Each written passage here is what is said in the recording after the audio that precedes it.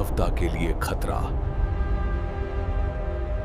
हम सबने स्कूल में पढ़ा है कि जंगल धरती के फेफड़े हैं, पर जरा सोचिए, क्या हो अगर ये फेफड़े ही धीरे धीरे सिकुड़ने लगे। हाल ही में आई एक रिपोर्ट कुछ ऐसी ही चौंकाने वाली कहानी बता रही है। फॉरेस्ट डिक्लेरेशन असेसमेंट रिपोर्ट के मुताबिक हम अपने जंगलों को बचाने के उस वादे से बहुत दूर जा रहे हैं जो पूरी दुनिया ने मिलकर किया था। तो चलिए थोड़ा पीछे चलते हैं और समझते हैं कि ये सब शुरू कहां से हुआ। कुछ साल पहले ग्लासगो में COP26 क्लाइमेट समिट हुई थी। वहां दुनिया भर के लीडर्स ने एक बहुत बड़ा वादा किया था कि साल 2030 तक हम सब मिलकर जंगलों की कटाई यानी डिफॉरेस्टेशन पर पूरी तरह से रोक लगा देंगे। ये एक बहुत बड़ा लक्ष्य था, हमारे प्लैनेट के फ्यूचर के लिए उम्मीद की एक किरण। तो सवाल अब यह है कि उस वादे का हुआ क्या? हम आज कहां खड़े हैं? क्या हम सही रास्ते पर चल भी रहे हैं? फॉरेस्ट डिक्लेरेशन असेसमेंट रिपोर्ट के जो आंकड़े सामने आए हैं वो एक बहुत ही चिंताजनक कहानी बताते हैं। एक ऐसी कहानी जो हमें रुक कर सोचने पर मजबूर कर देती है। तो सबसे पहले आइए देखते हैं कि हमारे वादों और आज की हकीकत के बीच का फासला आखिर कितना बड़ा हो चुका है। ये एक टूटे हुए वादे की कहानी है जिसके नंबर आपको सच में हैरान कर देंगे।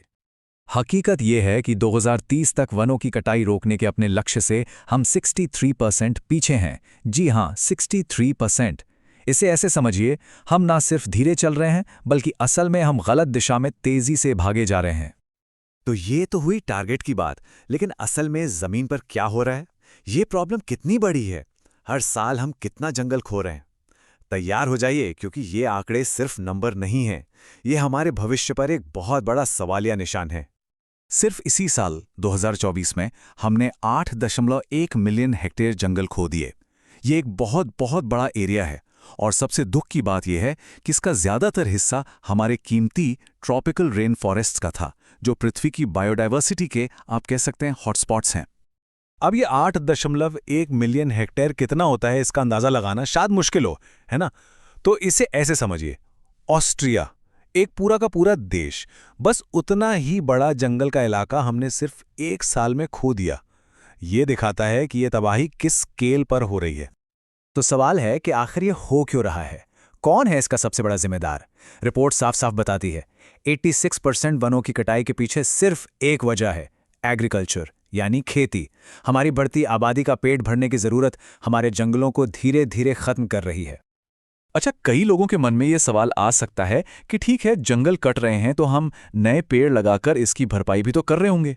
लेकिन सच्चाई यह है कि हम अपनी पूरी क्षमता का सिर्फ 5.4% ही रिफॉरेस्टेशन कर रहे हैं। मतलब हम एक कदम आगे बढ़ाते हैं तो 10 कदम पीछे चले जाते हैं। इस पूरी नाकामी के पीछे एक बहुत बड़ा फैक्टर है पैसा। कहते हैं ना, फॉलो द मनी। अगर हम पैसे के फ्लो को समझें तो हमें पता चल जाएगा कि असली गड़बड़ कहां पर है।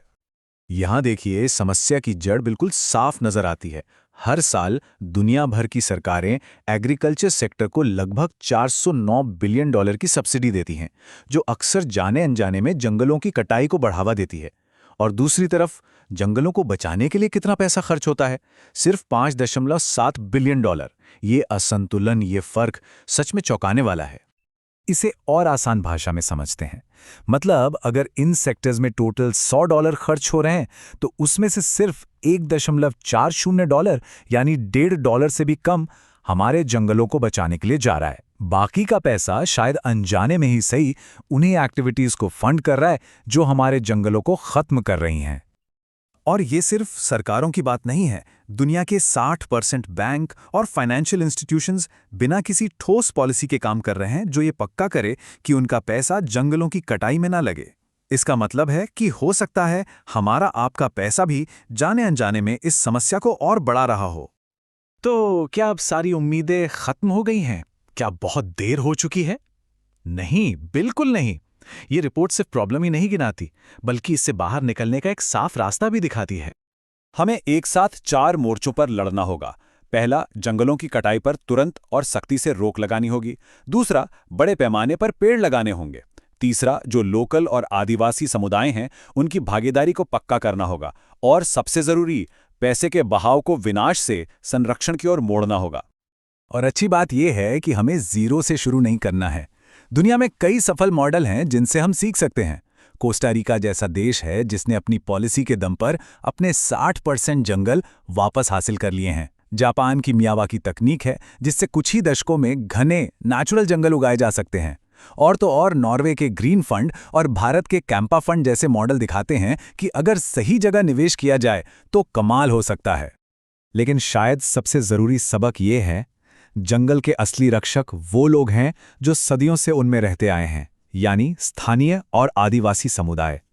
उनके अधिकारों को अक्सर कुचला जाता है, लेकिन सच तो ये है कि उनके पारंपरिक ज्ञान के बिना हम इस लड़ाई को जीत ही नहीं सकते। उन्हें मजबूत बनाना हमारे जंगलों को बचाने की सबसे जरूरी चाबी है। तो आखिर में हम कहाँ पहुंचते हैं? ये साफ है कि ये सिर्फ कुछ और पेड़ लगाने का मामला नहीं है। हमें अपनी पूरी व्यवस्था को, अपने पूरे सिस्टम को बदलना होगा। हमारी नीतियां, हमारी अर्थव्यवस्था और सबसे बढ़कर प्रकृति के साथ हमारा जो रिश्ता है उसे बदलना होगा। तो मैं इस पूरी बातचीत को एक सवाल के साथ छोड़ना चाहूंगा।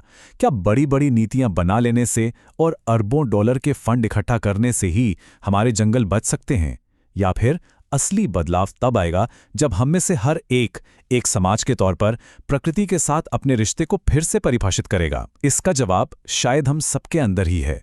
सोचिएगा जरूर।